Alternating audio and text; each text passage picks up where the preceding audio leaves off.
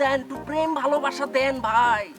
প্রেম তো দিচ্ছি, এই মিউজিকটা যাওয়ার পরে মাঝে মাঝে একটু একটু প্রেম দেবো, সেটা হবে না? একটা কথা যদি বলছো না তাহলে কিন্তু একদম খবর আছে, সত্যি সত্যি গানের মতো ছুরি মেরে দেবো। চুপ। বিষ আছে তোমার কাছে? বিষ? আরে আছে মানে, আমার পোটাশিয়ামের পুরো ট্যাঙ্কি পড়ে রয়েছে বস। কাশির সিরাপ দিয়ে বানাইছিলাম, বোতলের গায়ে পয়জন লেখা আছে, ব্র্যাকেট দিয়া 20 লেখা আছে বস। পাঠাই দিতেছি বস, এক্ষুনি বস। ক্যারেক্টারটা ভালোই হবে। বাবাকে কেন আমার বাবা? হ্যাঁ, তাহলে তো আরো ভালো হবে। তুই তুই নিউজটা দেখছিস? হ্যাঁ দেখছি তো। আপন বড় ভাইয়ের মতো দেখে আমার সাথে প্রেম করে দিল।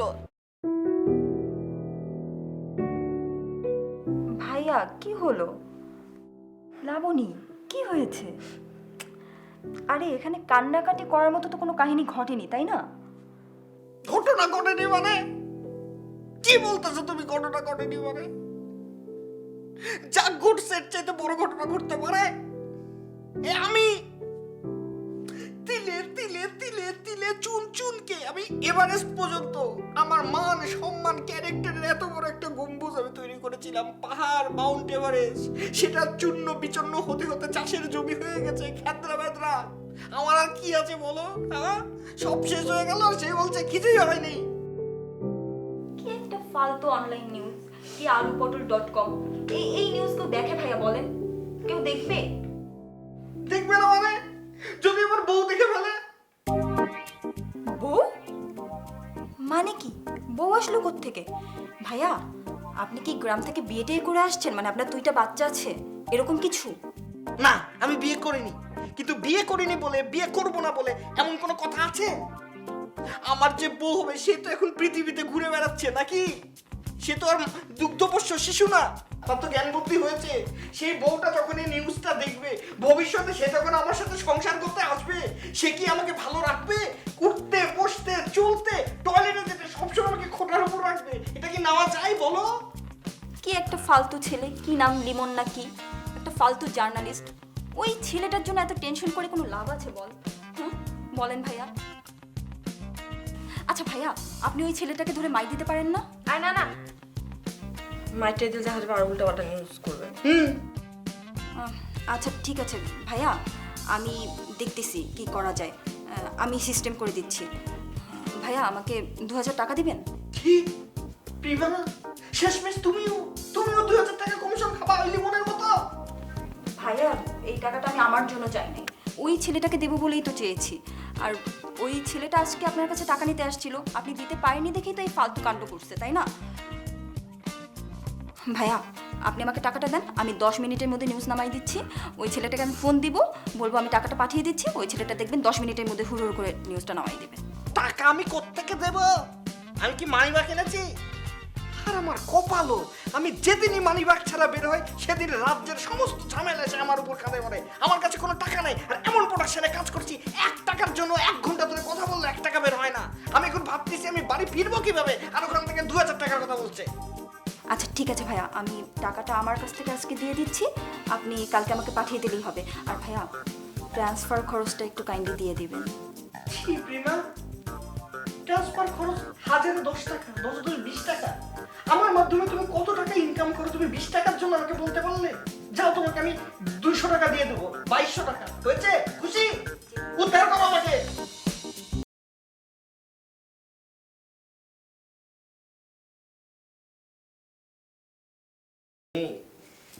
বোনটি আমার, টাকা আমার দিকে।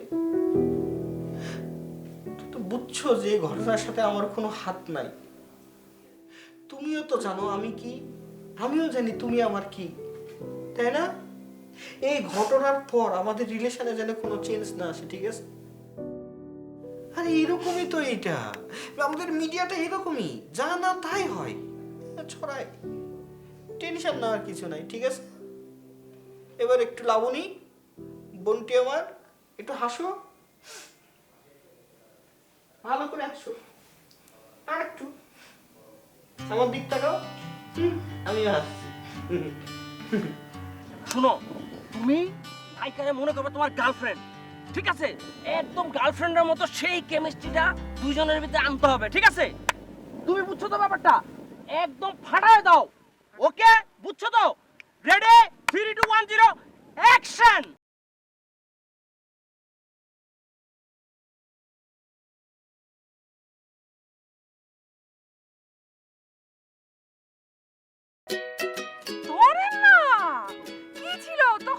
মাঝে আসবো, দুজন দিকে তাকায় থাকবো, তারপর আমি আপনার গলা ধরবো, আপনি আমার কোমর ধরবেন, তারপরে না এরকম মিউজিকটা শুরু হবে, তাই না? হ্যাঁ ধর আবার তো করতে হবে প্রথম থেকে। আচ্ছা না এখান থেকে যাবো? এখান থেকে যাই। হ্যাঁ আপনি এখান থেকে যান। আচ্ছা ওকে, রেডি? হ্যাঁ, অ্যাকশন। অনেক মানুষ। কোথায়? এখানে তো কোনো লোক নাই। আমরা এমন একটা সুন্দর লোকেশন নিলাম আর তুমি বলো যে লোকজন তাকায় আছে। আরে মানুষ তো থাকবে, আপনি তো সত্যি করতেছেন, এটা তো অ্যাক্টিং। প্লিজ আমাকে একটু বোঝা। আরে বাবা, তুমি মনে করো যে এক সপ্তাহের জন্য ওই তোমার গার্লফ্রেন্ড। 1 2 3 4।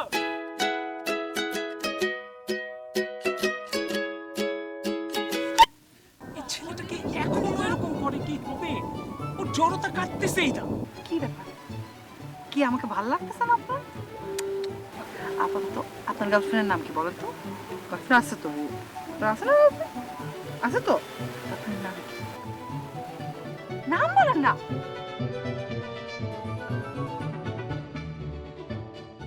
গার্লফ্রেন্ডের নাম কি? না, আমার নামও তো নাইলা, তাহলে তো আরো সুবিধা হইলো। না, আমাকে 1 ঘন্টার জন্য আপাতত আপনার গার্লফ্রেন্ড ভাবেন। মনে করেন এই আমি এই নাইলা না, এই আমি ওই নাইলা, মানে আপনার গার্লফ্রেন্ড নাইলা। জাস্ট একটু চিন্তা করেন, তারপরেই দেখবেন সমস্ত কেমিস্ট্রি চলে আসবে। ওকে, রিল্যাক্স। এখন একটা বড় নিঃশ্বাস নেন। চলেন এবার আমরা প্রথম থেকে স্টার্ট করি।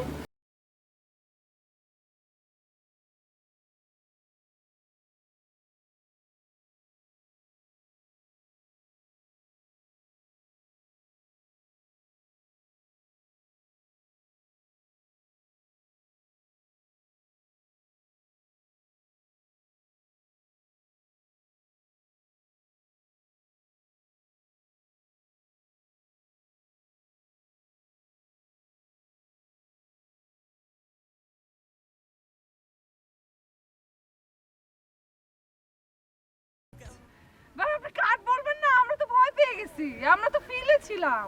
আরে ভাই আমি তো পাগলা ডিরেক্টর না। ডিরেক্টর সাহেব তো উত্তেজনায় বলে ফেলেছে। তোমাদেরটা খুব সুন্দর হয়েছে, তোমরা দুইজন খুব ভালো পারফরমেন্স করেছো। এইভাবেই বাকি অংশটুকু করে ফেলবা, দেখবা যে এই মিউজিক ভিডিওটা এই সময়ের মধ্যে ইউটিউবে সবচেয়ে বেশি লাইক পড়বে। আচ্ছা ভাই বলেন, এটা ঠিক আছে? শর্ট ঠিক আছে? একদম দারুণ, যেরকম চাইছে একদম সেরকম। দেখছেন তোমাদের আমি দুজনের বলছিলাম কেমিস্ট্রি তো পুরো উড়ে গেছে। না? চলেন আমরা এখন একটু পরে শর্ট রেডি করেন, আমরা একটু চা খাই।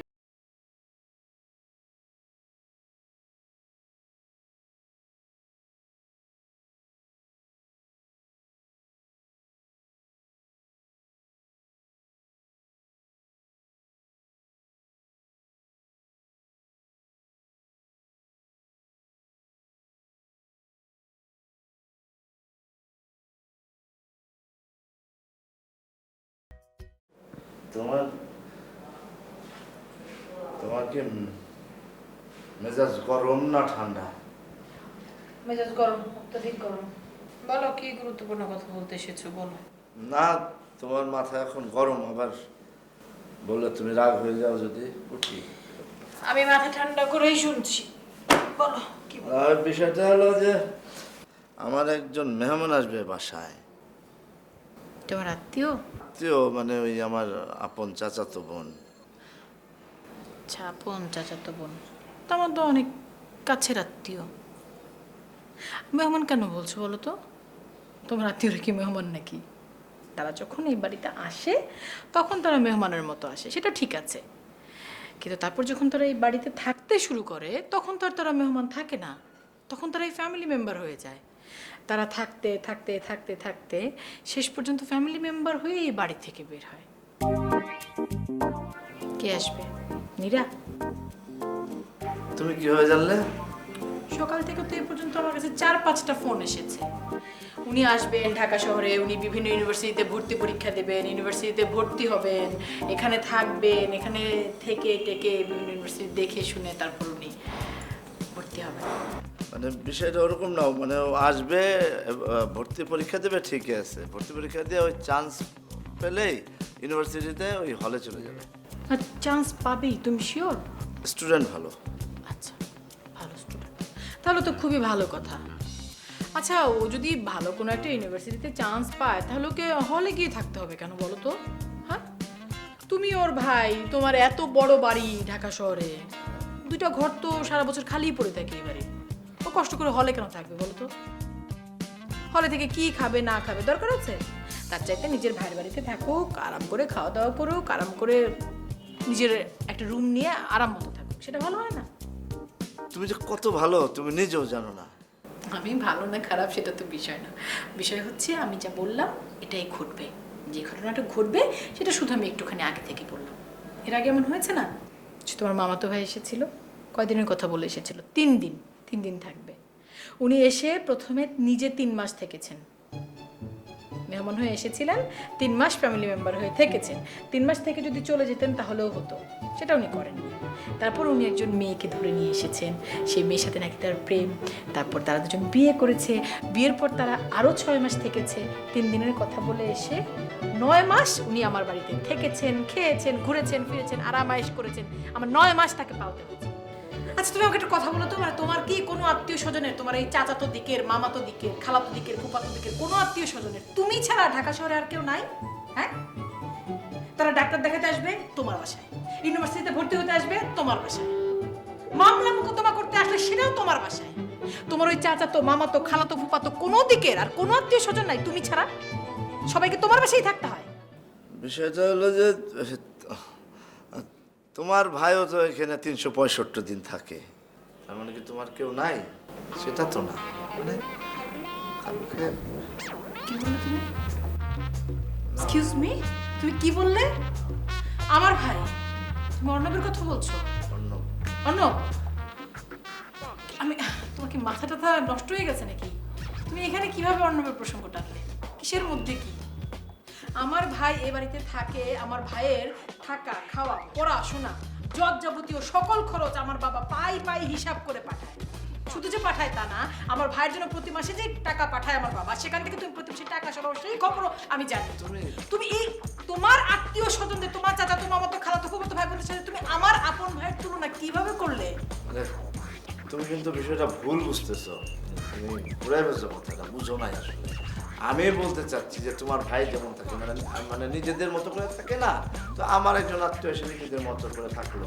তারপর তোমার ভাই তো আরো সামনে তো ভবিষ্যৎ আছে, পড়াশোনা করতেছে, তারপরে বিয়ে দিতে হবে, সেই সব ঝুট ঝামেলা বা এই যে তার বিয়েটা কে করাবে, অর্থ দিবে কে? আমি নিশ্চয়ই আমি দিব, আমি তো করাবো, তাহলে কে করাবে? আমার ভাইয়ের বিয়ে, শাদী, অনুষ্ঠান, আনুষ্ঠানিকতা সবকিছু তুমি করবে? অবশ্যই আমি করবো, সেইটাই বুঝাইলাম তোমাকে যে সে যেমন থাকতেছে।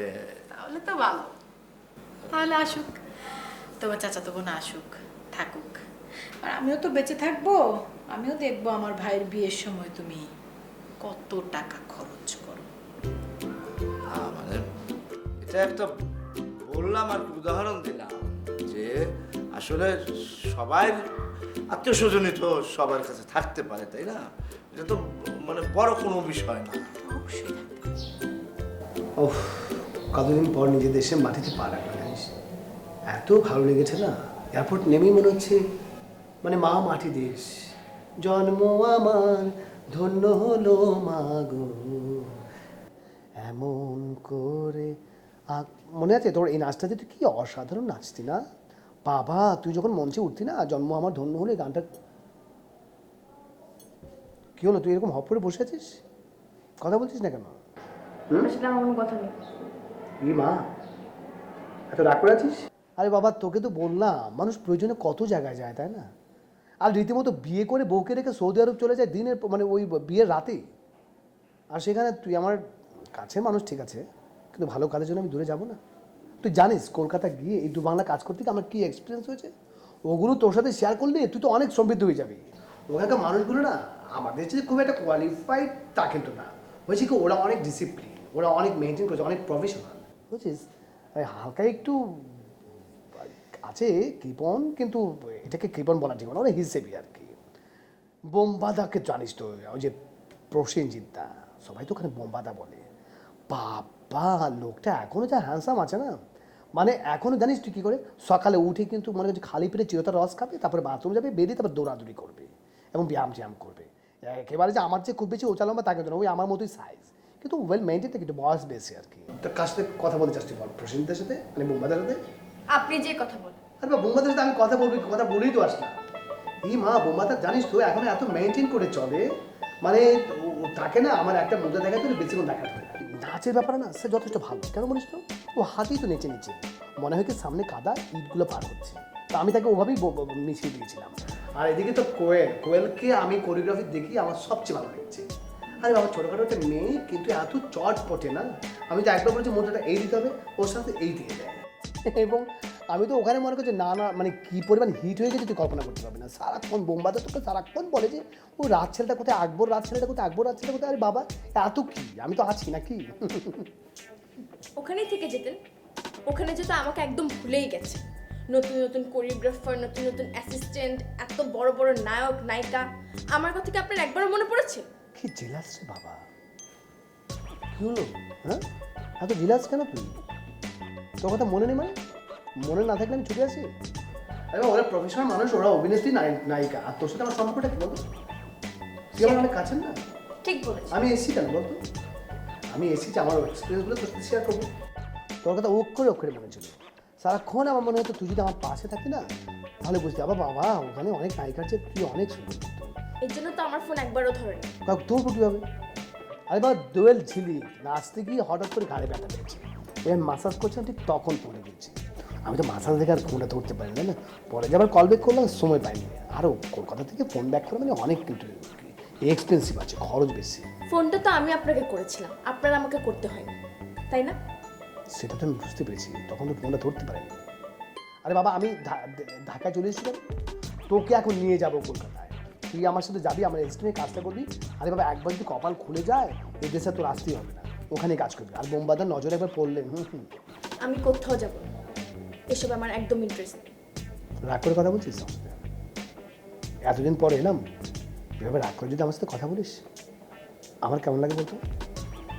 ছটফট করবে না মনটা? কি হলো টাকা আমার তুমি? রিমা কি কথা বলছিস না কেন? আপনি দয়া করে একটু নর্মাল ভাষায় কথা বলবেন, আমার বিরক্ত লাগতেছে। কি অ্যাবনর্মাল ভাবে কথা বলছি? আপনি এই মা এত বাজে অভ্যাস হয়ে গেছে জানিস, আমি মানে পারি না, অনেকবার চেষ্টা করেছি কিন্তু ওখান থেকে বেরিয়ে কথা বলার। বাবা প্লেনে ওঠার সাথে সাথে আমি যখন বললাম দিদি জল দিন কো, ও মাইন্ড করে ফেলেছি। তাহলে আপনি দিদি বলতে পরে বললাম ও দূর কীভাবে বল না মানে। এক কাজ করেন, আপনি না ওখানেই চলে যান, আপনার আসার দরকার কি ছিল? ওখানে থাকলেই তো পারতেন। সেটা সম্ভব না, নিজের দেশ ছেড়ে আমি কোথাও থাকতে পারবো না। তোর নিজের দেশ ছেড়ে, আরে না নিজের দেশ ছেড়ে আমি কোথাও থাকতে পারবো না, বুঝতেছে না? অভ্যাস করে আর কয়েকদিন থাকলে আস্তে আস্তে ঠিক হয়ে যাবে।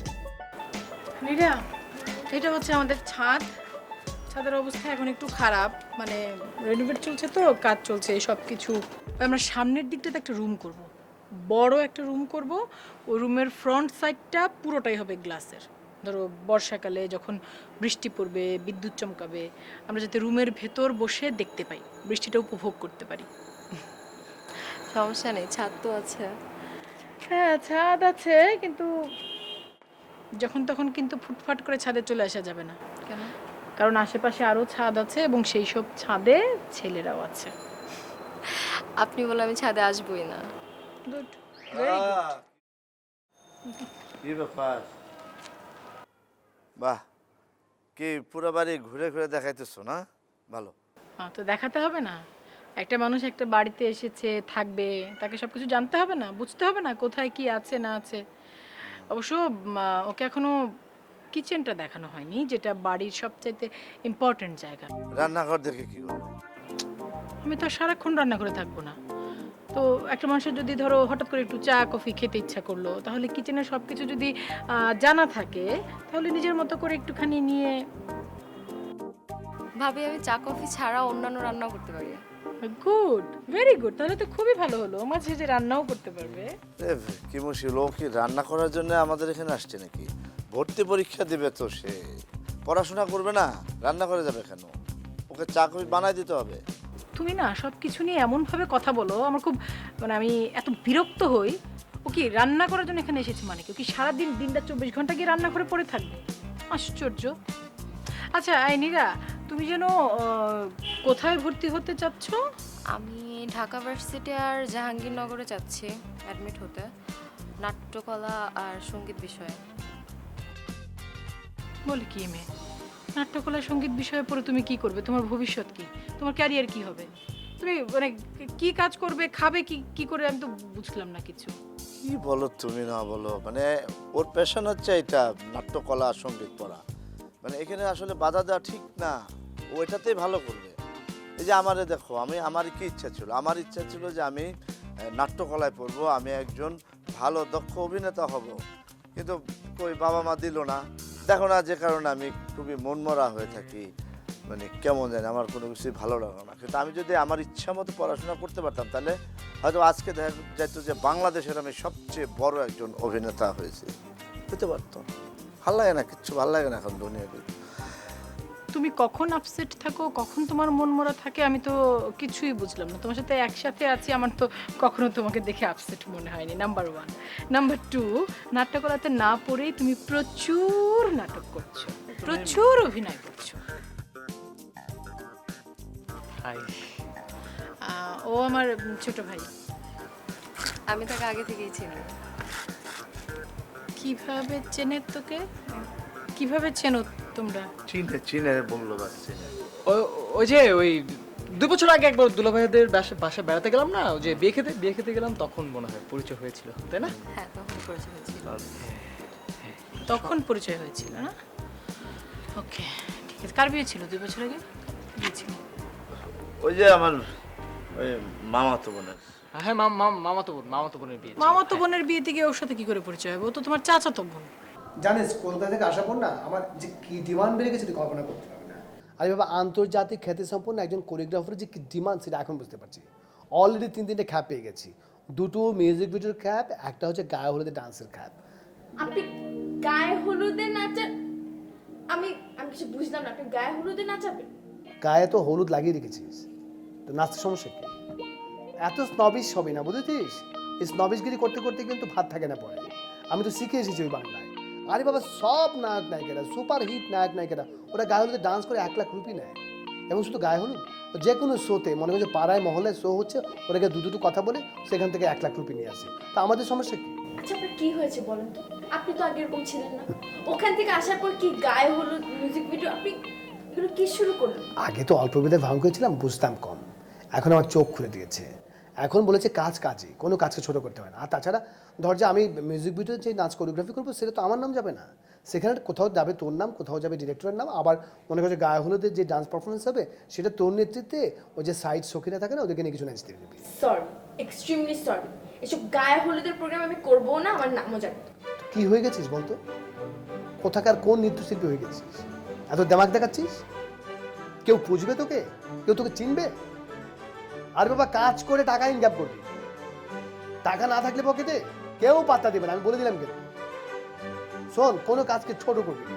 নিজের কাজটার প্রতি নিষ্ঠাবান থাকবি, নিজের কাজের প্রতি দায়িত্বশীল থাকবি, দেখবি যে কোনো কাজই মানুষ তোকে প্রশংসা করবে। এইটা আমার সোজা সাপটা কথা। আরে বাবা, এরকম করে তাকিয়ে আছিস কেন? নাচের সময় তাকাইস, কিন্তু এইভাবে তাকালে তো আমারও তো টাওলা জল লেগে যায়, তাই না? আমি তো মানুষ নাকি? শোন, যেটা করবি, মিউজিক ভিডিওর যে ডিরেক্টর রাকিব আছে না, তার সাথে কথা বল। আবার রাকিব? আপনি জানেন না কি হয়েছে? জানবেন কি? আপনি তো আমার ফোন ধরার প্রয়োজনই মনে করেন। রাকিব আমাকে ওর মিউজিক ভিডিওতে কোরিওগ্রাফার হিসেবে নিয়েছে। নেয়ার পর যে দেখি যে সিঙ্গার সেই মডেল আমাকে উল্টা শিখাচ্ছে। আমি কিভাবে নাচবো সে আমাকে উল্টা শিখাচ্ছে। সমস্যা কি? আরে বাবা, যে টাকা লোক দিয়ে করবে সে করুক না। আমার কাজ হচ্ছে কাজটা দেখানো। ও যদি নিজেই করে ফেলে করুক না। তুই তো ইনকামটা করে চলে আসবি নাকি? আমি কোরিওগ্রাফার, সিঙ্গার আমাকে নাচ শিখাবে, এটাও আমার সহ্য করতে হবে? আপনি কি বলছেন এসব? অনেক বড় কোরিওগ্রাফার হয়ে গেছিস। কলকাতায় কয়েকদিন ছিলাম, এসে দেখি তুই এখন মানে বিশাল বড় কোরিওগ্রাফার হয়ে গেছিস। তোর এখন ইচ্ছা আছে, অনিচ্ছা আছে, তোর ইচ্ছা হলে করবি না, ইচ্ছা হলে করবি না। টাকাটা কোথেকে আসবে বলতো? তোর কি হয়েছে কত?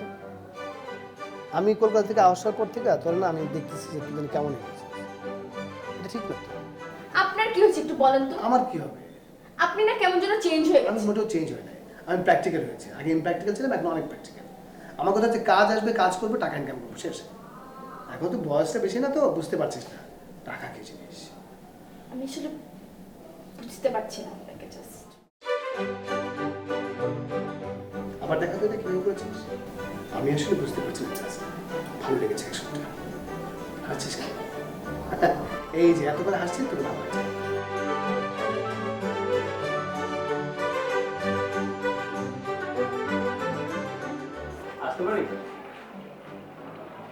আপনার বাড়ি আপনার ঘর, আপনি আসবেন যেখানে ইচ্ছা যাবেন, আমাকে কেন জিজ্ঞেস করছেন?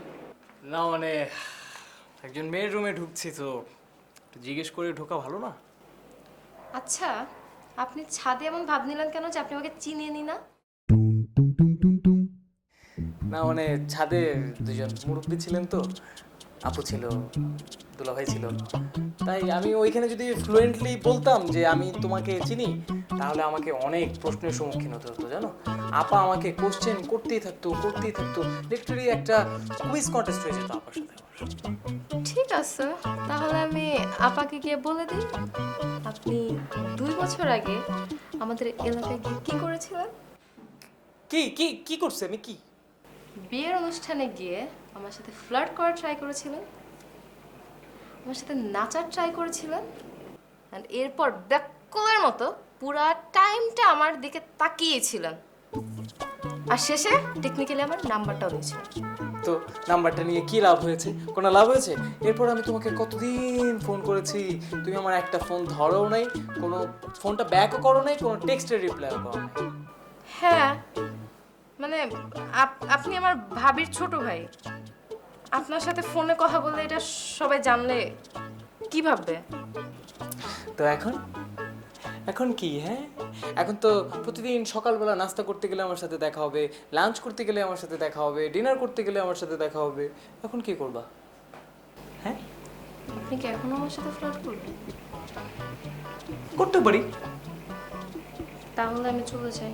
না না না, চল, আমি দুষ্টামি করছি তো, কেন চলে যেতে হবে? চলে যেতে হবে না, আমি দুষ্টামি করছি। তুই তোমার কোনো হেল্প টেল্প লাগবে? কিছু লাগবে বলো। এক গ্লাস পানি নিয়ে আসো। সত্যি যাবো?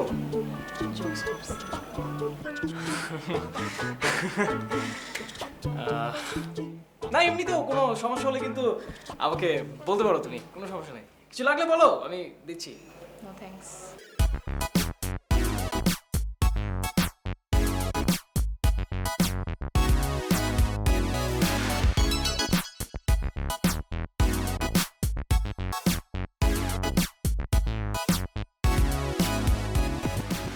ভাইয়া কি দেখছেন? ও মানে তুমি তো কোথায় ছিলে? কইছিলাম মানে বাসায় ছিলাম। কেন তুমি 2 বছর আগে থেকে কাজ শুরু করো নাই? এটা হলো আমার প্রশ্ন। তোমার তো অনেক আগে থেকে যদি তুমি কাজ করতে তাহলে মিডিয়া অনেক কিছু পাইতো তোমার কাছ থেকে। মানে আমি তো তোমার মানে অভিভূত, আমি মানে এইরকম একটা সুন্দরী একটা মেয়েকে মানে আমি মিডিয়াতে পাইছি, আমি তো কি বলবো। সমস্যা নেই, এখন তো আপনাদের সাথে পরিচয় হলো, এখন রেগুলারই আপনাদের সাথে কাজ করব। আমি জিয়াউদ্দিন ভাইকে থ্যাঙ্কস যে সেই রকম একটা হীরার টুকরা মেয়ে আমাকে উপহার দিছে, যে আমার তো মনে হয় যে তুমি মিডিয়া ফাটায় ফেলবা। জিয়াউদ্দিন ভাইকে একটা ট্রিট দিতে হবে কোনো ভালো রেস্টুরেন্টে। থ্যাংক ইউ জিয়াউদ্দিন ভাই, থ্যাংক ইউ। কি যে বলেন ভাইয়া। শোনো, আমি তো প্রতিনিয়ত মানে হান্ট করি, খুঁজি সুন্দরী সুন্দরী মেয়েদের দিকে, আমি সবসময় তাকাই। অনেক হয়তো খারাপ ভাবে, কিন্তু আমার উদ্দেশ্য তো সৎ। মানে আমি চাই যে মিডিয়াতে আরও সুন্দর সুন্দর নায়িকা আসুক, ভালো ভালো মেয়ে আসুক, যারা মিডিয়াটাকে অনেক সুন্দর করবে। তাই ধর আমি শপিং মলে যাই, তখন আমি দেখি, তারপরে বড় বড় কোনো ক্রাউড প্লেসে গেলাম, তখন আমি দেখি এই ফাস্টফুড খেয়া, নাহলে পাটকাঠি, নাহলে 3 ফুট 4 ইঞ্চি অবস্থা। কীভাবে না, আবারও থ্যাঙ্কস জিয়াউদ্দিন ভাইকে, সত্যি সত্যি মানে ওনাকে আমার একটা ট্রিট দিতেই হবে। আরেকটা জিনিস সেটা হচ্ছে যে অনেক মেয়ে আছে যে দেখবে যে বাম দিকে যদি তুমি ধরো তখন দেখা গেলো যে চেহারাটা ভালো আছে, সামনাসামনি দেখবা ভূতের মতন। তোমার চেহারার ভিতরে এমন একটা বিষয় আছে, এত ফটোজেনিক, যে তোমার যে কোনো জায়গা থেকে ক্যামেরা ধরলে আমি শিওর যে তোমাকে মানে ঐশ্বরিয়া লাগবে। ভাইয়া আমি তো আপনাকে কোনো ছবি পাঠাইনি আমার। এইটারই হলে অভিজ্ঞতা। 10 বছরের অভিজ্ঞতা আমার। ওই একটা ভাব টিপলে যেমন বোঝা যায় যে সিদ্ধ হয়েছে কিনা। আমি আমি তোমাকে এই কয়টা মিনিট দেখলাম, আমি বুঝে গেছি তুমি কি জিনিস। ও ভালো কথা। ওই জিয়াউদ্দিন ভাই তোমার কি কেমন সম্পর্কে কি হয়? সে আসলে আমার কাজিন, মানে আমার মামাতো বোনের হাজবেন্ড, মানে আমার দুলা ভাই হয়। নিকট আত্মীয়। হ্যাঁ শোনো, আমার তো মনে হয় তোমার সময় লাগবে না। তুমি এখন আমার একটা কাজ করবা, এরপরে আরও যে কটা কাজ আছে প্রত্যেকটা কাজে তুমি থাকবে, কারণ আমি রত্ন পেয়ে গেছি, আমার আর কিছু চিন্তা নেই। যাক, তাহলে তো 2-2-4 হয়ে গেল। চা না কফি খাবা? কি খাবা? চিকেন ফ্রাই নিয়ে আসি নাকি? ঠিক আছে ভাইয়া। আচ্ছা।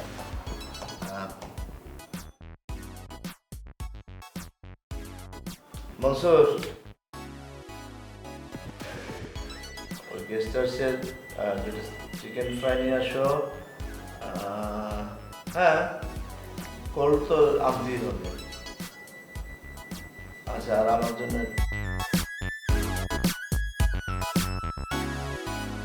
শোন, মিউজিক ভিডিও করতে আসছিস আমি জানি, কিন্তু সবসময় মনে রাখবি শরীরে একটা রিদম লাগবে।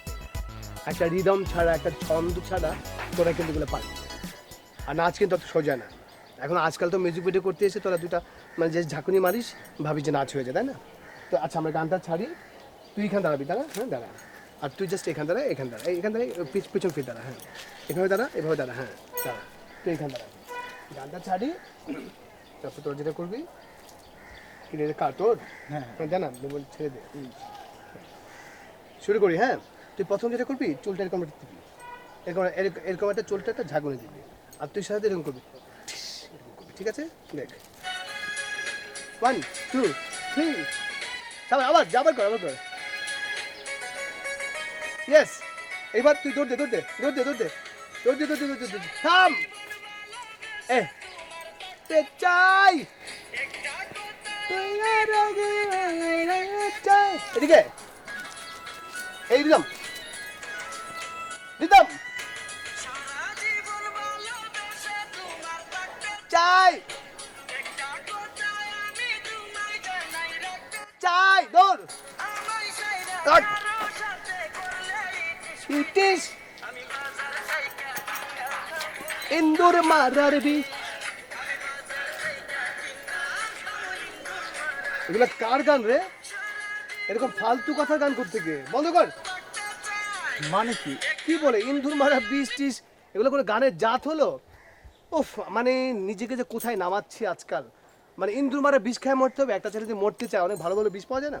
আচ্ছা, আমার কিছু কারণ না, যে গান গাইতে বলতে। গানটা আমার, গানটা তোর মানে? গানটার শিল্পী আমি নিজে। তুই গেছিস? হ্যাঁ। ভাবসাবে তো তোকে অনেক আধুনিক মনে হয়েছিল রে। গানটা কি মানে খ্যাত নাকি? খ্যাত মানে তোর বাড়ি কই? তোর বাড়িতে কি আছে নাকি নদীর ভাঙনে ভেঙে গেছে? না, আমার বাড়ি আছে। আমার গানটা নিয়ে মানে এরকম মানে একদম চুপ কর। ইন্দুরমারা বিষ খেয়ে মরবি তো মর, আমার কোনো আপত্তি নেই। আবার আস, দেখাচ্ছি। হুম, না ইয়ে কর, খুলে দে। মানে কি? আবার আস, এখানে দাঁড়া, এখানে দাঁড়ান, দাঁড়ান, এরকম এরকম। হ্যাঁ দাঁড়া, তুই দাঁড়া, হুম, রেডি, রেডি কর, আস, রেডি।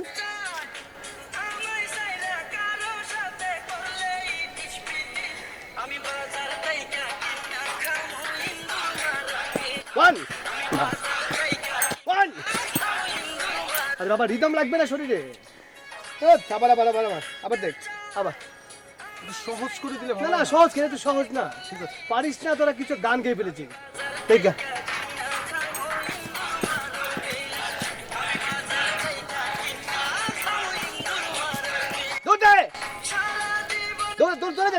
ধরে দিচ্ছে কর, এদিকে চলে আয়, এদিকে চলে আয়। হ্যাঁ, হঠাৎ করে কাছে কাছে কাছে, আবার দেখ।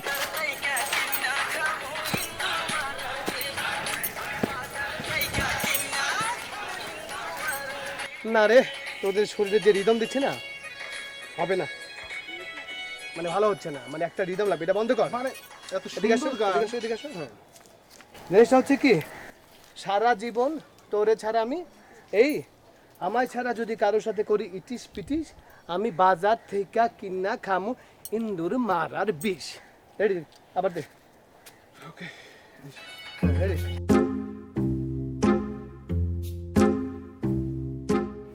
খারাপ নাকি? না ভাইয়া, ঠিক আছে, ঠিকঠাক। এই গেঞ্জির মধ্যে কি দাদার ছবি নাকি? আমাদের সবার দাদা চে গুয়েভারা। কে জানে, উনি একজন বিপ্লবী ছিলেন, কিউবান। ভাই ব্যবসায়ী মানুষ, কে বিপ্লবী কে বিপ্লবী না। এটা কি? আপনার পারিশ্রমিক চেক। মানে কি? মানে কি? মানে আপনি কাজ করছেন না, তার পারিশ্রমিক নেবেন না, চেকটা দিয়ে দিলাম আগে। না মানে আমি তো এখনো মালই ডেলিভারি দিতে পারিনি। ফুটেজ তো আপনার কাছে, আপনার তো নিয়ম অনুযায়ী ডেলিভারি দিব, তারপরে একটা পেমেন্ট দিবেন। আর কি মানে এটা আমার না হজম হচ্ছে না বিষয়টা। আপনি কি পালায় যাবেন? এই বিশ্বাসটা কি আমার নাই? আর ফুটেজ তো আমার কাছে আছে, আপনি তো মাল দিবেন, হ্যাঁ মাস্টারটা দিবেন, পরে পুরোটা হয়ে গেলে দিয়ে দিবেন। এটার জন্য যে আগে টাকা দিলে কোনো সমস্যা আছে? মানে আমি চাই না যে কেউ পাওনাদার থাকুক, আগে দিতে পারলে তো আমি খুশি। আমার টাকা আছে, অর্ডার আমি দিয়ে দিলাম, কি আছে সমস্যা? কি রে ভাই? থ্যাংক ইউ ভাই। ওয়েলকাম। শুনে এখন ওই নতুন কাজের প্ল্যান করেন। না মানে ভাইয়া মানে বলতে চাচ্ছিলাম কি, আপনার সাথে আর কাজ না করি। হ্যাঁ কেন, কি সমস্যা আমার সাথে মানে পরবর্তী কাজ করতে? না আপনার সাথে তো একটা গুড রিলেশন আছে, রিলেশনটা এই পর্যায়ে থাক, আর না বাড়াই ভাইয়া। বুঝতে পারলাম না, মানে গুড রিলেশন আছে, পরের প্রজেক্ট যদি আপনি করেন তাতে কি মানে সম্পর্ক নষ্ট হয়ে যাবে? না মানে এমন আজব উদ্ভট কিসিমের কিছু ব্যাপার আপনার মানে প্রোডাকশন করতে গিয়ে আমি পাইলাম, আমি আর ক্যারিয়ারই পাইনি ভাইয়া। তার মধ্যে একটা উদাহরণ হচ্ছে স্ক্রিপ্ট। আমার এত সুন্দর স্ক্রিপ্টটা বাদ দিয়ে আপনি এমন উদ্ভট উজবুক একটা স্ক্রিপ্ট আমার হাতে ধরাই দিলেন ভাইয়া। ওই স্ক্রিপ্টটা না হজম করতে আমার মানে আমি এখনো দুঃস্বপ্নের মতো আটকে উঠি আর কি, বুঝছেন ভাইয়া? আমি তো বুঝতে পারছি। শোনেন, আমি একটা কথা বলি, আপনি কাজ করেন, এরপরে আপনার স্ক্রিপ্ট, আপনার ডিরেকশন, আপনার সব কিছু, আপনি যদি প্রোডাকশন পুরাটা দেখতে চান, আপনার হাতে সব সাহায্য, টাকা আপনার যা লাগে আমি দেবো। আপনি দৈনিক 4 ঘন্টা কাজ করবেন, কিন্তু আপনি থাকেন, আমার সাথে থাকেন। ভালো একটা হৃদ্যতা হয়েছে, মানে আমি তো চাইতেছি যে আমি আপনাদের তুমি করে বলবো এখন থেকে। না অবশ্যই, আপনি আমার বড় ভাইয়ের মতো, আমাকে তুমি করেই বলবেন, কোনো সমস্যা নেই।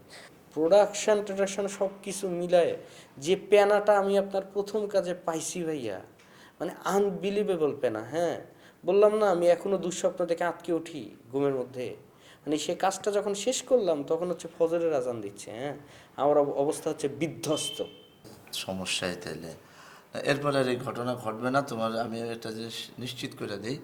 দৈনিক যদি তুমি বলো যে 4 ঘন্টা 2 ঘন্টা যা ইচ্ছা কাজ করো, আমি একটা ভালো কাজ চাই যেটা তোমার হাত দিয়ে হবে রে ভাই। তারপরও ভাইয়া মানে কি বলবো, আপনার প্রোডাকশনের যে অবস্থা, মানে ইথিওপিয়ার দুর্ভিক্ষের মতো অবস্থা, এমন চাপায় চুপায় গলা টেপে না, মানে একেবারে পুরো মাইরা ফেলার মতো অবস্থা ভাইয়া। মানে ধরেন যে আমার এখন প্রপস লাগবে হচ্ছে মুরগির রান, আপনার প্রোডাকশন এনে দিল মুরগির কারি, তারপর মুরগির সাইজের চাইতে আলুর সাইজ হচ্ছে বড়। এইভাবে তো ভাইয়া প্রোডাকশন হয় না, এত কম্প্রোমাইজ করে। এখন এই পর্যায়ে এসে ক্যারিয়ারের যদি এই কম্প্রোমাইজ করি, আমার ক্যারিয়ারে তো ভাইয়া লাল বাতি জ্বলতে বেশি সময় লাগবে না।